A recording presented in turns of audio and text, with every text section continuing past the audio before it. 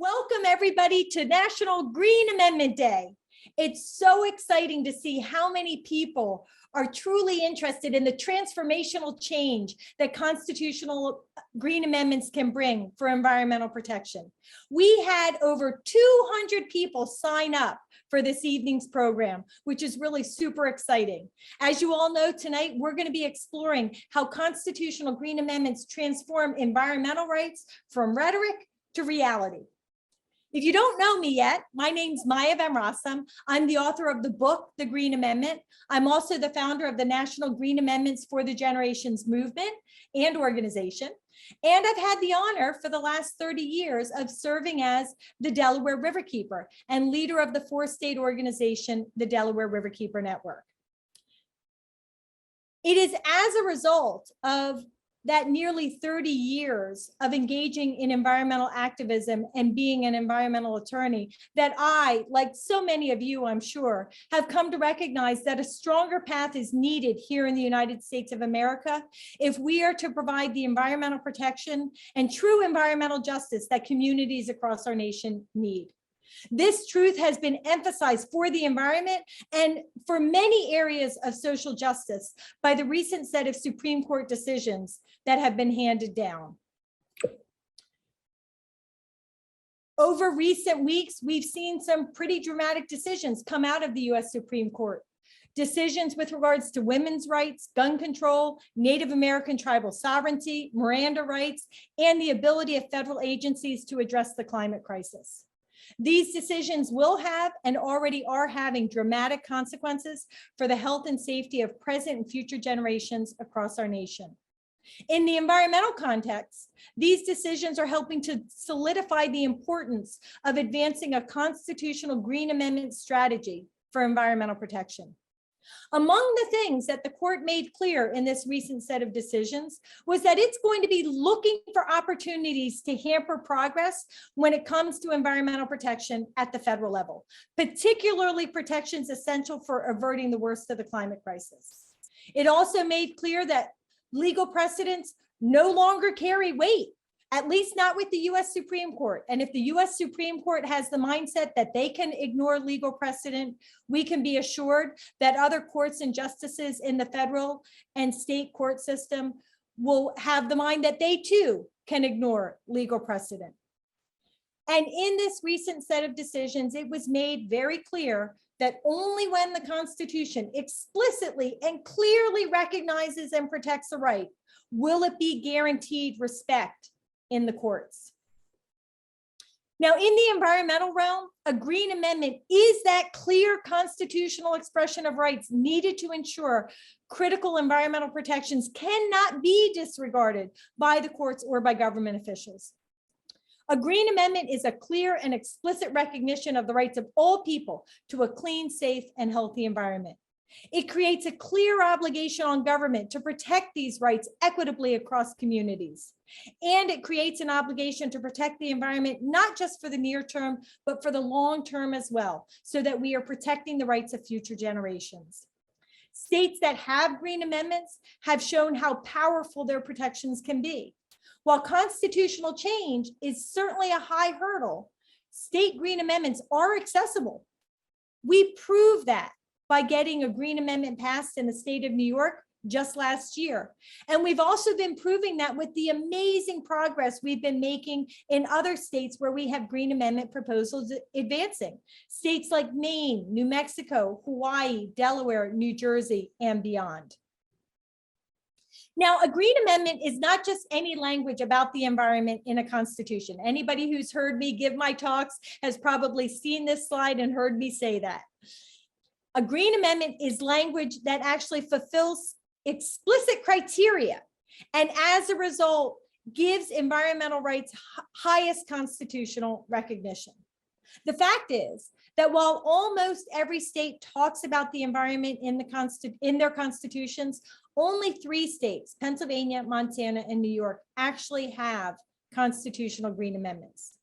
Now, we know these specific Green Amendment criteria are important because in the states where constitutional language fulfills the criteria, environmental rights are increasingly given the same respect as other fundamental rights, things like free speech and private property rights. And in the Green Amendment states, we are also really getting meaningful and protective environmental decisions out of the courts, particularly in Pennsylvania and Montana, who have had Green Amendments for several years now. And we're expecting similar good outcomes in the state of New York now that it also has a Green Amendment. In the states where their language does not meet the Green Amendment criteria, courts have been unwilling to give environmental rights the same highest standing and protection as other fundamental rights. And they've continued to leave it to the legislature and the vagaries of our US political system to decide to what degree to protect the natural resources of their state and the environmental rights of the people. So let's review. What are these key elements of a constitutional Green Amendment? What are those specific criteria? Well, first off, the language has to be placed in the Bill of Rights section of the Constitution. That's where we place the other human, civil, and political rights we hold dear. If we want Green Amendments to have the same most powerful constitutional and legal standing, they also have to be in the Bill of Rights. We need language that is clear, that we are protecting the rights of all people to essential aspects of the environment, things like clean water and clean air, a stable climate, healthy flora, fauna, ecosystems, and environments. We also want to be clear that we're protecting other essential qualities of the environment that really enrich and protect our communities. The natural, the cultural, the human health, the scenic qualities and values of the environment. We need to make sure that our Green Amendment language applies to all government officials at every level of government, not just the state legislature. And the Green Amendment needs to create an obligation on all government officials to protect the natural resources of the state for the benefit of all people, not just present generations, but also the future generations yet to come. And the language needs to be self-executing. The amendment itself needs to be self-executing, meaning it has legal power, vigor, and enforceability in its own right. It is not just purely defined by the state's legislature. When we fulfill these criteria in our constitutional environmental rights language, when we fulfill the criteria of a Green Amendment, we turn environmental rights from an aspirational goal that we hold in our hearts and we aspire to achieve, we transform it into an enforceable mandate that all government officials must carry out. And when they don't, that we, the people, can take into the courts and actually force them to comply with. Constitutional Green Amendments are making a difference in the states where they exist. They're strengthening the law and they're empowering people.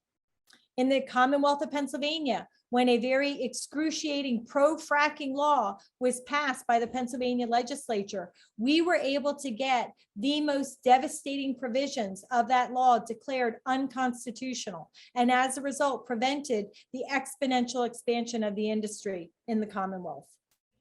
In the state of Montana, their Green Amendment has been used to protect critical environments, ecosystems, and communities from the devastating consequences of industrial gold mining operations. In Pennsylvania, where there existed a long ignored toxic site super saturated with dangerous toxins that was being ignored by government officials and no action was being taken to secure its cleanup, the Green Amendment has forced government officials to start to act to ensure full, fair, appropriate cleanup of this site by the responsible parties.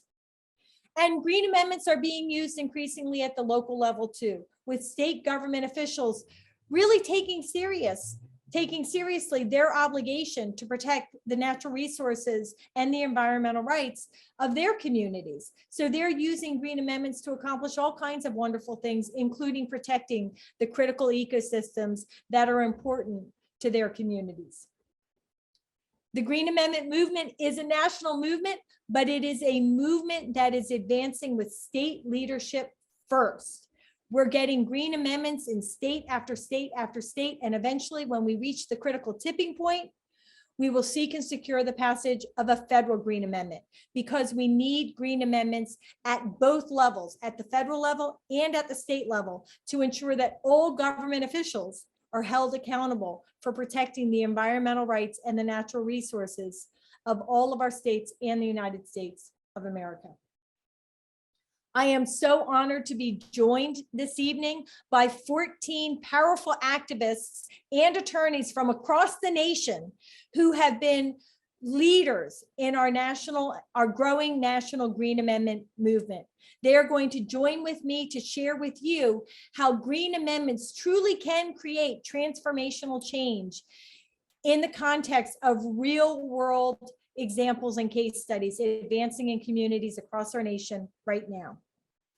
Look, we all know that we are entitled as people to clean water, clean air, a stable climate, and healthy environments. We all know that these are inalienable human rights that belong to us by virtue of the fact that we are people here on this earth. And that means we all know that we have a right to a constitutional green amendment in every state constitution across our nation, and ultimately at the federal level. So again, thank you so much for joining us on National Green Amendment Day 2022. I look forward to sharing the rest of the evening with you and learning how green amendments can transform environmental rights from rhetoric to reality.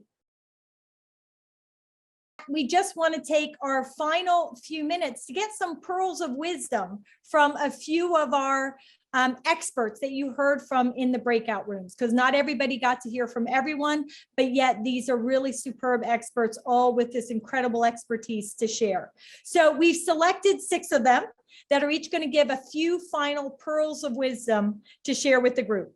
First, we're going to hear from Eric Janz, who's with the New Mexico Environmental Law Center and working on the Green Amendment in New Mexico. Thank you, Maya.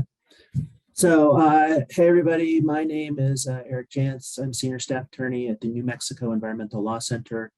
We're one of the few nonprofit legal organizations in the country that focuses primarily on environmental justice issues, and the only one in New Mexico. In working on the Green Amendment in New Mexico, and sort of talking about it with community folks, in the communities that we work with here. The one thing that really stands out to me that's critically important about Green Amendment is that it represents a fundamental shift in power dynamics, right? So communities now really rely on regulatory agencies, environmental regulatory agencies, to protect their interests. I've heard so many times working with our communities, we thought the government was here to protect us. We thought the government was here to make sure that we had clean air to breathe, that clean water to drink, clean land to walk on, right? But regulatory agencies oftentimes are captured by the industries that they're supposed to regulate. And even when they're not, they're often underfunded and under-resourced. So even if they're well-meaning regulatory staffers, oftentimes those folks are hamstrung. My experience is that often the regulatory agencies are captured, and so we don't even get to that point of well-meaning staffers. But the Green Amendment fundamentally shifts that power and that agency from a state government actor to the people in the community. So frontline and fence line communities can use a Green Amendment to speak for themselves and promote their own interests in court without having to rely on technocrats, bureaucrats, and regulatory officials. So I think that in my view, is sort of the biggest takeaway. It puts the power of preserving environmental values, cultural values, back where it belongs, in the hands of the people. Now you know why he's such a great attorney and advocate for the Green Amendment.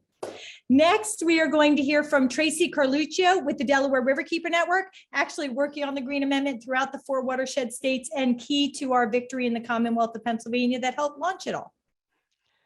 Thanks, Maya. So what I do day in and day out as an environmental advocate has shown me that communities work tirelessly to protect people and the environment from pollution and from industrial domination and bad government decisions. This is what we spend our days and often our nights doing. And often it's the failure of the very agencies charged with protecting our water and our air and climate that make our struggles the hardest. Why is this? Well, I found it's because special interests dominate how decisions are being made, and our environmental laws and regulations have been captured by those who want to exploit our environment, no matter if it's ruined in the process or people's lives are lost in the process. We need to take back control so that our environmental rights rule the day. The power of the Green Amendment is that it ensures that the right to clean air, pure water, and a healthy environment and a livable climate are recognized as inalienable constitutional rights. To me, this provides us with a more powerful platform, and we can insist then that government must do its job and ensure the special interests that put profits over people won't rule the day, won't have free reign like they do today. To reach a truly just society where all people equally, including future generations, realize their rights in the way that they actually live their lives, our Constitution and the government that implements that must be beholden to a Green Amendment. I don't know how we're going to get out of the mess that we're in unless we do that. So go for the Green Amendment. We as activists can make it happen, and then we'll throw it to the courts to make sure it doesn't go awry. Thanks, Maya. Now you know why we have so many victories in the Delaware River watershed. Thank you, Tracy. With that, I'm going to turn it over to Terence Bankston with Clean Water Action, who is one of our leading champions in the state of New Jersey. Oh my, Maya, thank you. You are a trailblazer, and thank you for your leadership. And let me just say this. Thank you to the white people for supporting this. And what I mean by that, I mean this to say that sometimes zip codes and area codes divide us. And I resent the fact as an EJ organizer, environmental justice organizer, for those that know what that means, that we have to have EJ communities. You know what that means? That means that there's disparity across our state, across our country. You know what that means? Majority of folks who are in charge and make decisions are white. And sometimes those of us in Black communities feel like you don't understand. It is so, it's not, it's, Maya, you know the difference between being inspiring and empowering. I love the fact that we were able to get on this call. Thank you for your leadership again, and say that regardless of our zip codes, regardless of our color, regardless of our area codes, we are able to relate on one issue. And this issue is that everybody deserves clean air and clean water, but it goes beyond that. And so I want to thank everybody on this call for caring, because what you may be experiencing in one zip code or area code with a warehouse is nothing compared to the overburdened communities that are just more overburdened. Oh my. And there's no merit to that. I learned a few years ago that you can't legislate morality, right? You can put things into law, but people are people. And so the people who are on this call represent leadership that I am inspired, not just inspired by, but empowered by.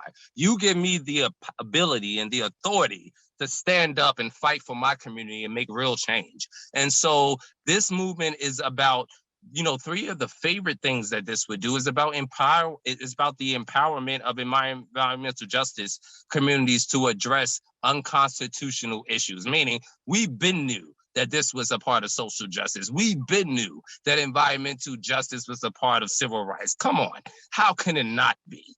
And so somehow it's just starting to become, thanks to organizations like this, a part of the daily narrative when we talk about crime in our communities and trash being picked up. When we talk about those basic things that's considered basic, we have to include environmental justice issues. We have to care about the water we drink and that wash our bodies. We have to care about the air that we breathe. When the majority of our students, our children, our babies, okay, miss school because of asthma. But then we complain about something else that's involved under social justice, the lack of health insurance. So you can't treat the problem properly. There's a disparity with that. And then you have to live in an environment when you're constantly being dumped on. So come on, this is what we need to do. It's not just the right thing to do, it's past time to do it, you know? And so then it goes on to the next one. It says mandate government loyalty. Come on, loyalty and respect. Loyalty is something we're entitled to from our government because we hire them, they work for us. And don't ever get that confused. Stop treating elected officials like they're royalty. Treat them like they work for you. They are your employees. If I dare you all to look at the seal of any bill or the seal of any letter that comes to you from your government, I bet the seal is first. The seal represents, before the mayor's name, before the president's name, the seal represents what, Maya? The people. And so you got to understand that there is power in people. And then I love that it says that it fills the gap, because that's a part of what we're doing. There's this and there's that, and they distract us with the this and the that. We want the in-between. We don't want the cherry on top of the cake. We like that too. We don't want just the icing. We want the cake too. We want the cake, the icing, and the cherry on top.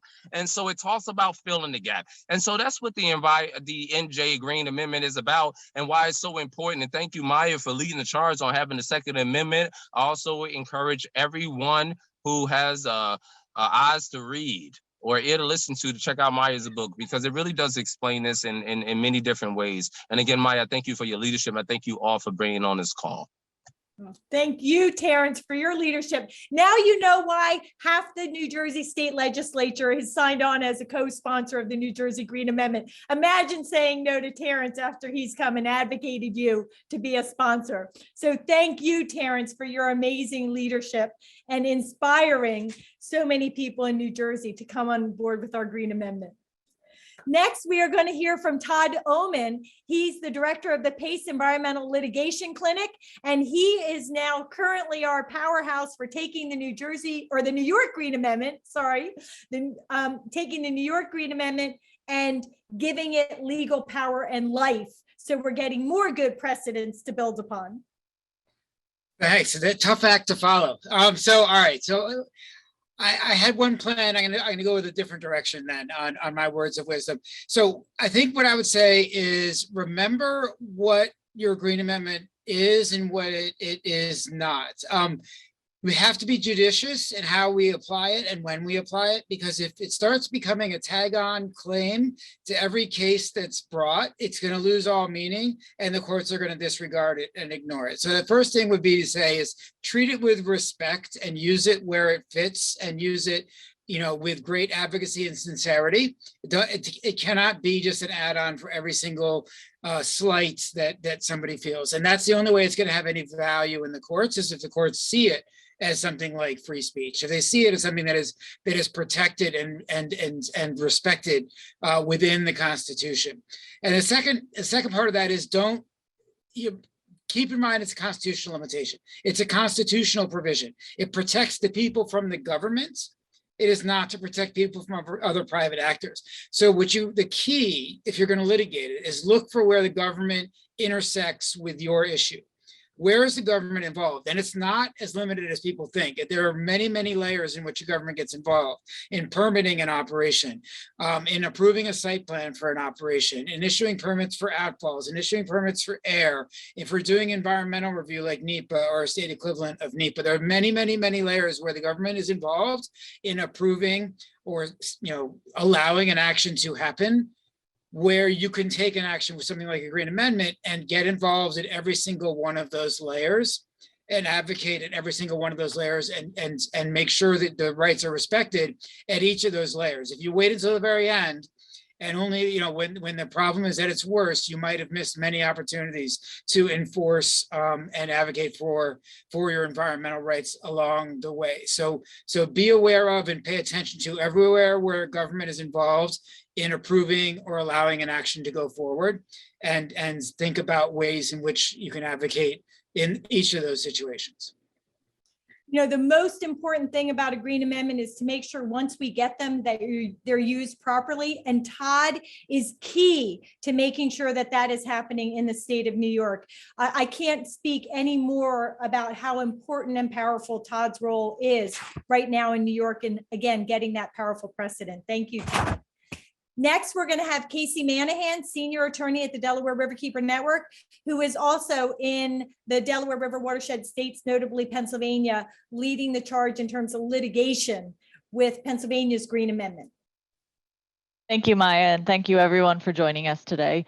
I just wanted to take my moment to talk briefly about the intergenerational aspect of the Green Amendment. And how that, you know, can affect government decision making, and how these types of issues are framed. I think, as Maya said earlier, a lot of times these decisions that affect the environment directly and almost permanently are often made according to the political vagaries of the day, right? What people want now and what they believe is warranted at this moment. But what a Green Amendment does, it imposes an intergenerational aspect by citing to the future generations and the rights of future generations. And we saw that recently in Pennsylvania come up in a Supreme Court case, the PEDF 4 case. And that is the intergenerational aspect is especially relevant in decision making because it removes the distortion that currently exists, and it requires the government to think about how is the decision I'm making today going to burden the right holders in the future. That's very relevant with climate change, with contamination from chemicals that may be long lasting in the environment.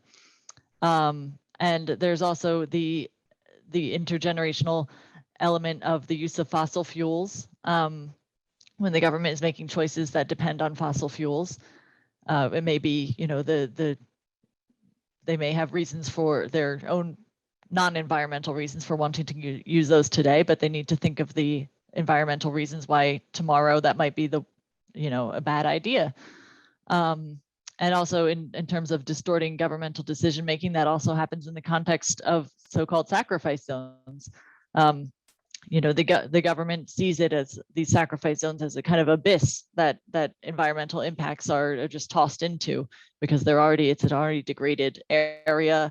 And what a Green Amendment does is forces the government to realize from the perspective of the people who live in that area that their rights are being violated, that their access to clean air or their ability to breathe clean air, drink pure water is being burdened in a way that would be unacceptable in any other area of the state. So these are just really important ways that the government decision-making is affected by a Green Amendment, which is important to remember is a limitation on the government's ability to act contrary to the people's rights. So I always say to people, if you want to be inspired about the transformational power of a Green Amendment, read the Act 13 victory that we secured back in 2013. And I more and more add to it. If you really want to be inspired about how the Green Amendment precedent is building, you've got to read one of Casey's briefs because they are incredible and compelling and really make the case. She is making sure that our precedent is moving forward, not just staying stagnant. Thank you, Casey. And to close out our evening's program is going to be our most powerful voice in the state of Delaware, Carrie Evelyn Harris with the Mid-Atlantic Justice Coalition. She has been leading the charge to get a constitutional Green Amendment in Delaware. She's a powerful environmental justice leader. She's a powerful political leader, and I know she's going to inspire us all. No pressure, no pressure. Again, thank you all for joining. I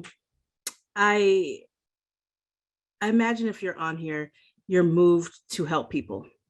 And you find yourself in a situation where more likely than not, you wish you could save most people you run into, if not all of them. But you also have limitations, right? Bandwidth. And all of us are talking about bandwidth on a regular basis now. And you want to know the way to be able to create change that is positive and long lasting, right? And defensible. The Green Amendment is that answer. I recently was watching a movie called Minamata. It's about the mercury poisoning issue that happened in Japan in the 70s.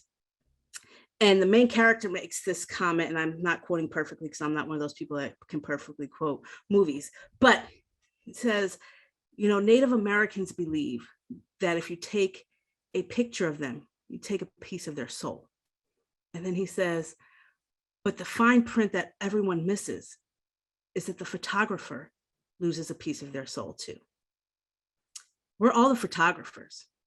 We all have a piece of our soul taken every time we hear about injustices in our communities, in our states, in our nation, in our world. And we tirelessly work to try to fix that, to fill those holes. I wager that the Green Amendment is that way. It's our way to create sustainable change that creates a place for justice and heals a lot of brokenness that we feel in our country, where we are constantly talking about the left versus the right, GOP versus the Dems, Black versus white. This is something we can all get behind, because we can never build a wall high enough or dig a hole deep enough to escape what pollution does to all of us. I often say that the best way to create systemic change is to move the community. That's why I'm big on moving communities. But how do you move communities if you don't give them the full picture? So I have this theory of change called hearts, minds, and pockets. You can say to someone who is a heart person, one baby's going to die and they're on board and they want to do it. You could say to a person who's moved by their minds, well, this kid's dying. They're like, that's so sad. But what's the plan? What's the plan? And then there's this third person who is going to say, I'm sorry about the kid. Yeah, there's a great plan, but what's it going to cost me? Or what's it going to save me? The Green Amendment answers all of those questions. We save the babies and ourselves and our parents. We have a plan on how to implement and use the Green Amendment to create a greater future for ourselves. And what does it save us? In the state of Delaware alone, it costs the average family an additional $2,500 a year in healthcare costs because of the pollution in our state. 97% of our waterways are polluted, and we depend on tourism to fund our schools, fix our roadways, fund our judicial system. Pockets are impacted every single day. The Green Amendment fixes all of this, or at least has the ability to start moving us in the right direction. So when we talk about how do we fill those holes that person was talking about, that is taken with the pictures of ourselves or the pictures of our community members, we fill it by creating change through the Green Amendment. We fill it by saying we individually can't help everyone, but collectively we can pass Green Amendments across this nation to create a more stable United States of America that is more connected, because we fought for something and won something together, and we remembered that that is truly the American spirit. And so I urge you all, if you aren't already involved in this fight, to please get involved. If you're not already pushing for an amendment in your own state constitution, to reach out to Maya and start one.